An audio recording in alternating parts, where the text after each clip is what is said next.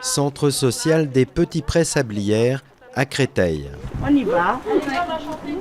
Ces femmes ont rendez-vous pour leur atelier d'art lyrique avec celle que l'on surnomme volontiers la diva des quartiers. Si j'ai pas les nénés sur le plateau, on est mal barré. Vous voyez ce que je veux dire ?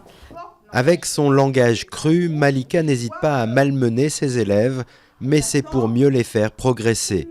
Car avant de venir, ces femmes, pour la plupart issues de milieux populaires, ne connaissaient souvent rien à l'opéra. Malika a pu faire une belle chose, de mettre l'opéra à la portée de tout le monde. On est en plein cœur d'un quartier, peut-être qu'il va être détruit, mais ça fait plus de 4 ans que je suis avec Malika. C'est quand même une chose positive. On se mélange et ça permet de rencontrer des gens qu'on n'aurait peut-être pas rencontrés dans la vie ordinaire.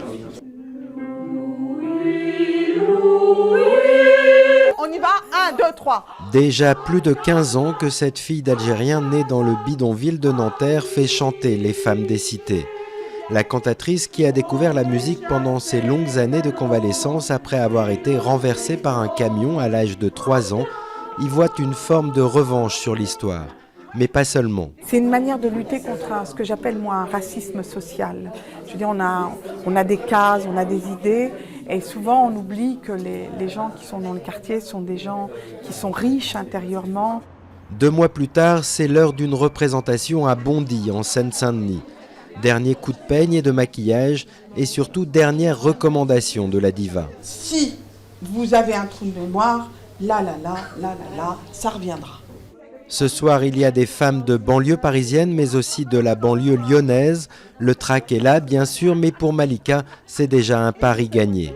C'est de voir des femmes qui se transforment, qui se remettent en route, qui se remettent soit à faire des études, à trouver du boulot, à s'affirmer, à être elles-mêmes et à se dire qu'elles sont dignes, qu'elles ont de la valeur.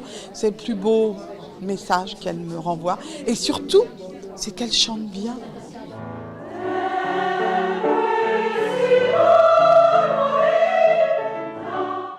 Après Carmen, le Barbier de Séville ou encore la Belle Hélène, la troupe de Malika aura donné cette année une bonne dizaine de représentations de l'opéra italien Cavalleria Rusticana et ça devrait continuer en 2017. La diva des quartiers n'a pas fini d'émouvoir.